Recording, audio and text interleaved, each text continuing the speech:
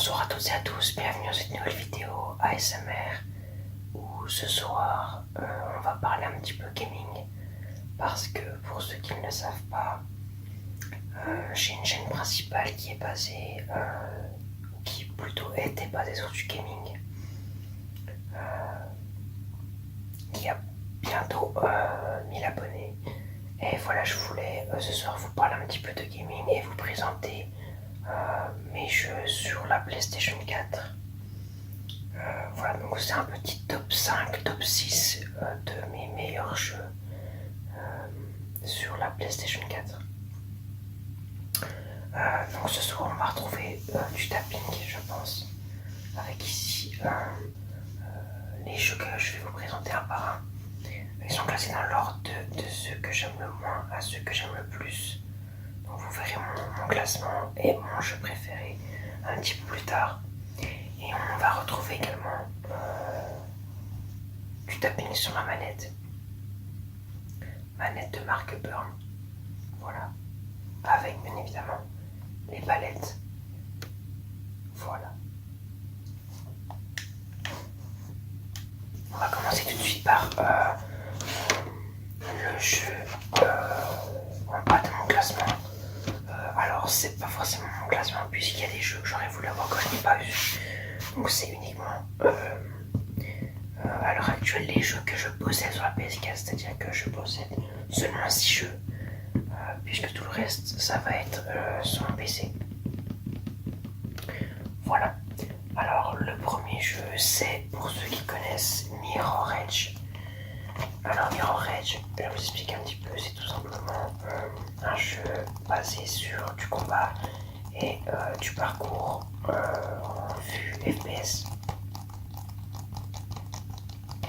Je vais vous montrer ici. Voilà. Vous voyez que ici on est en vue FPS. C'est un jeu qui reste très bien fait, mais que je trouve pas assez optimisé et qui est un petit peu redondant à force. Malgré tout, ce jeu reste quand même un bon jeu d'aventure, mais je le trouve un petit peu, oui, quand je dis c'est redondant, c'est-à-dire que c'est souvent la même chose qu'il faut faire, et à force on s'ennuie un petit peu. Le jeu il n'est pas en lui-même trop long, mais malgré tout il est très redondant. Voilà, Mirror Edge.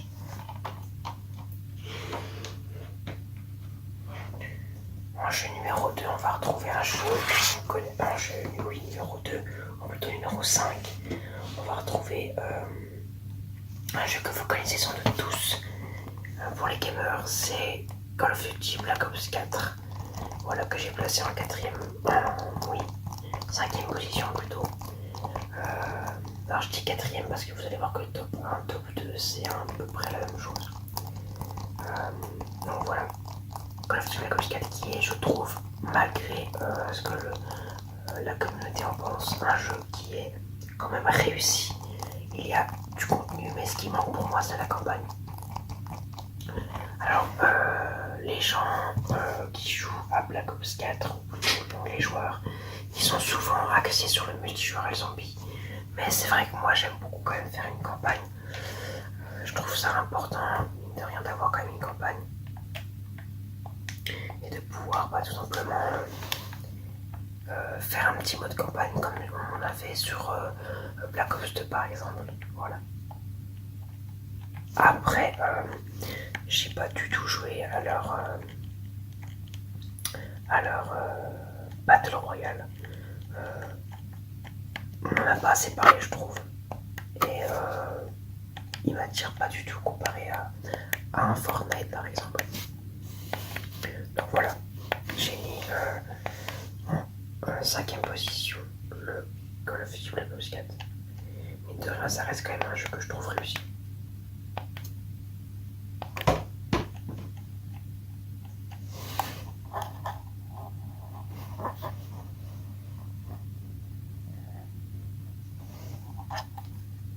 N'hésitez pas à venir dans les commentaires si le binaural est assez prononcé pour vous. C'est vrai que c'est assez compliqué de faire du binaural. mais j'ai réussi à trouver une solution qui est à peu près bien et qui peut, on va dire, qui peut quand même être de bonne qualité, je trouve. On va passer à donc, le top 3, voilà, ou top 4, comme vous voulez. Donc le top 4, on va dire, c'est bien évidemment le Marvel Spider-Man sur la PS4 qui est sorti il y a très peu de temps et qui a, on peut dire, fait un carton quand même, mine de rien. Donc voilà, le Spider-Man. Alors pourquoi il est seulement en 4ème position malgré que je sois fan de Spider-Man? Tout simplement parce que je le trouve vraiment trop court. C'est-à-dire que on a voilà, des trucs PS Plus. Voilà, donc je le trouve quand même vraiment assez court pour ce qu'il en est de l'histoire. Et ce qui manque, après je sais que c'est pas trop possible, mais pourquoi pas, ils auraient pu essayer d'intégrer un mode multijoueur. C'est con de dire ça. Vous êtes en train de vous dire, mais qu'est-ce qu'on aurait pu faire? Bah, je sais pas, des combats, des courses, il y a beaucoup de choses à imaginer, surtout avec un Spider-Man. Donc voilà, ce que je trouve assez dommage, c'est vraiment la durée du mode campagne de jeu qui est, pour ma part, un peu trop court, je trouve, parce que je l'ai fini vraiment assez vite.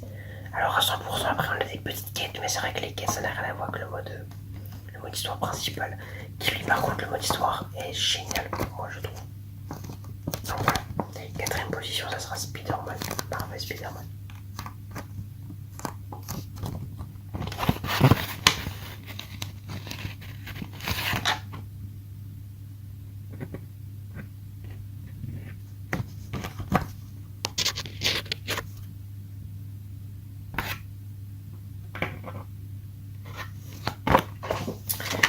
On va passer maintenant à la 3ème position ou la 2ème position de ce classement. Mais j'hésite vraiment entre la 2ème position et la première. Voilà, c'est presque kiff-kiff. On est sur GTA V. Donc voilà, GTA V, c'est mon jeu. J'ai débuté YouTube sur ce jeu-là. Et c'est vrai que ça reste mon coup de cœur. Ça reste... ça reste quand même le jeu qui m'a permis de me développer autant sur YouTube. Donc voilà. Donc GTA, c'est pour moi mon meilleur jeu multijoueur actuel. Mais je vais vous expliquer à la première place pourquoi je ne l'ai pas mis en premier. Je vous expliquerai après. C'est vrai qu'il a baissé beaucoup en cote. Et à cause de Fortnite, bah, il a perdu tout, absolument tous ses joueurs. C'est-à-dire que maintenant les 3/4 des gens ils vont sur Fortnite, ils vont plus sur GTA V.